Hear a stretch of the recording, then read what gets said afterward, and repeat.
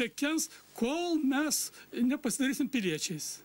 Kol nepradėsim reikalauti, kad būtų panaudota naujausia technologija, būtų įdiegta, būtų išnagrinėta. Netgi mokslininkai dalyvauja šitam nešvarioj veikloj. Jie prisimeta, kad nežino kapicos mokslo, kad nežino, kad galima, kad negali būti amžinųjų variklių, kad negali būti bekūrių elektros generatorių, kada jau jie yra. Gama Manager, Vengrijos sostinė Budapešte, demonstruoja nuolatos šitus generatorius, bekūrius, nuo 1,5 megavatų iki 150 megavatų. Kokį nori nusipirki, žymiai pigiau negu atominė elektrinė. Visą tą mes su draugu nusintėm Seimui, kad pakeistų energetikos strategiją, kad nupirktų bent vieną pavyzdį. Jokio atsakymų negaunam. Prezidentė persiuntė Sakmokui, Kubilius persiuntė Sakmokui, o kas Sakmokas, jis niekada nei vieno laišką neatsakė man. Kubilius į pasimatymą neateina. Nuvažiavau, neturi laiko pašnekėti su išradėjais. Neturi, paprasčiausiai. Ką jis daro, mokesčius didina. Jums padeda susiprasti. Jūs patys turite reikalauti atsakomybės už tokį neveiksnumą. Tiek mokslininkų. Aš tai manau, kad tas, Augustinai, ir yra didžiausias rūpestis žmonių patys būti pilietiški turi. Taip, turim pats reikalauti. Jie patys rūpintis tuo, kad jie pareikalautų. Dabar išrenka valdžią ir atrodo išrinkom karaliautojus mūsų šalyje. Taip, ir jie užsisėda ant mūsų dar visam laikui. Jie dar planuoja visam laikui. Ne taip, kad tenai kad jie amžini. Amžinai jie nori. Tai gerai, kad nors žmonės susiprato jiems tokį juokelį taisyti truputėlį va.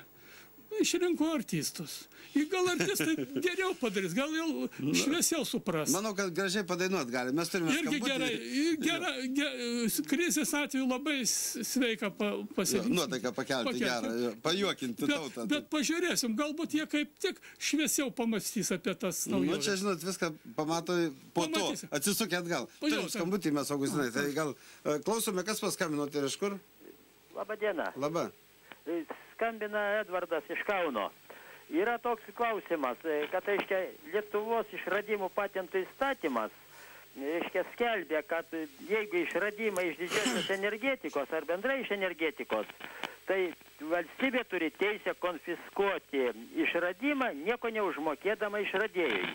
Klausimas toks, ar jūs tikite, kad prezidentė Grybauskaitė imsis priemonių sutvarkyti energetikos klausimus ir tame tarpe pakeisti tą nusikalstamą išradimų patentų įstatymą? Edmundai. Taip, ačiū labai. Kaip manote, ar prezidentė imsis pakeisti energetikos įstatymą, ar tos patentus gali valstybė atimti ir... Taip, visos viltis mūsų nukreiptos į prezidentę. Mes ją pavadinom vilties prezidentę. Nes kaip jį kalbėjau, kad jį kovos su monopolijom, mes visada padėsim jai. Visada padėsim jai kovoti su monopolijom, diegti naujovės, duoti liaudžiai pigią energiją. Sakau, kad už 1000 litų nusiperki ir tau 50 metų dykai duoda šilumą ir šviesą visai šeimai, visai namui. Tai dar jūs gal truputį papasakot, kaip atrodytų tas mechanizmas, kas tai per daiktas, ar tai... Va, šitaip atrodytų. Čia jūsų dėžė kažkokia? Ne, čia ne mano, čia vienas iš variantų. Ne, bet čia kaip dėžė, aš matau kažkokia... Dėžutė, o čia va tas žmogus, kuris išrado tą, va, gruzinas, Kapanadzė, va, išrado. Viskas paprasta. Yra kitokių dėžučių, yra besisukančių variantų.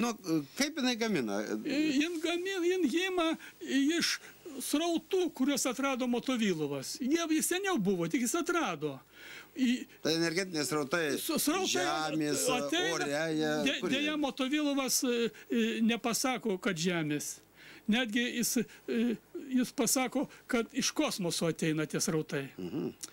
Va. Ir jisai tos srautus sugebėjo pakeisti, keitiklį padarė.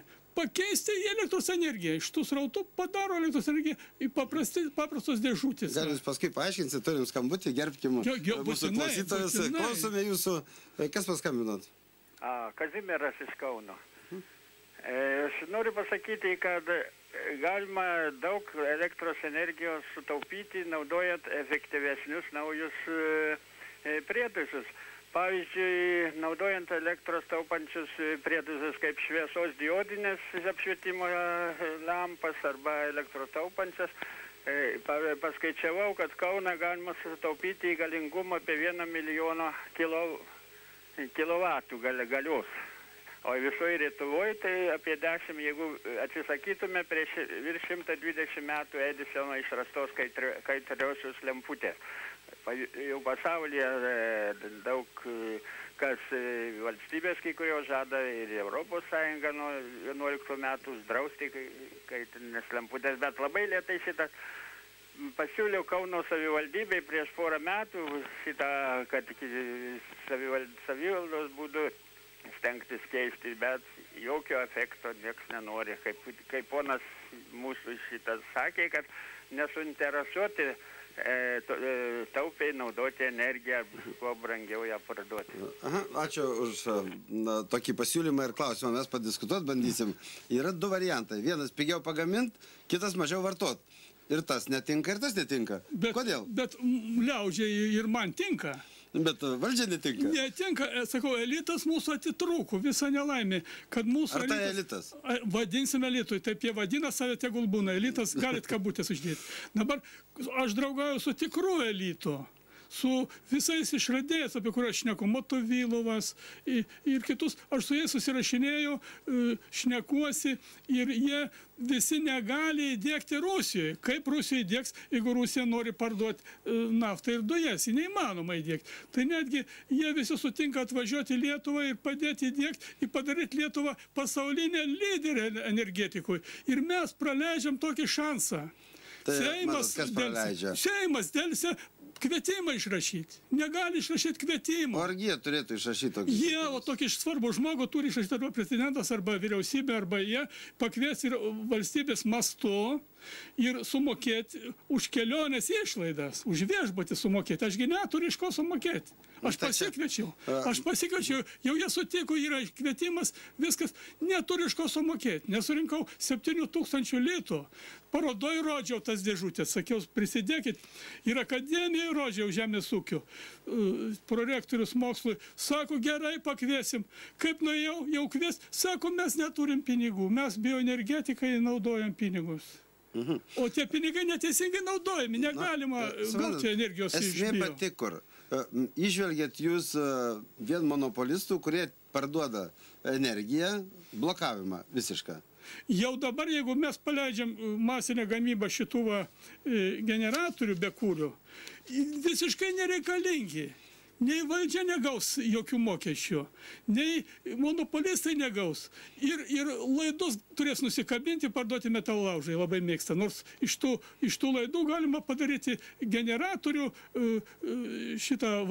tiksliau, perdirbti paprastą variklį, kuris su aliuminė viela už $1 600 km nuvažiuoja. Va, turiu tokį patentą, galiu parodyti. Ir labai daro nusikaltimus. Pardavė visas varį, spalvotus metalus, kur turėjo kaupti į valstybės rezervą. Aš jam perspėjau, supirkit, turit pastatų visokio bereikalingų, sukraukit, apsaugokit. Negalima atiduoti strateginės medžiagas. Kinai perka ir gamina ir juokiasi. Tai čia juokiasi iš tų pardavimų visi, ne tik kinai.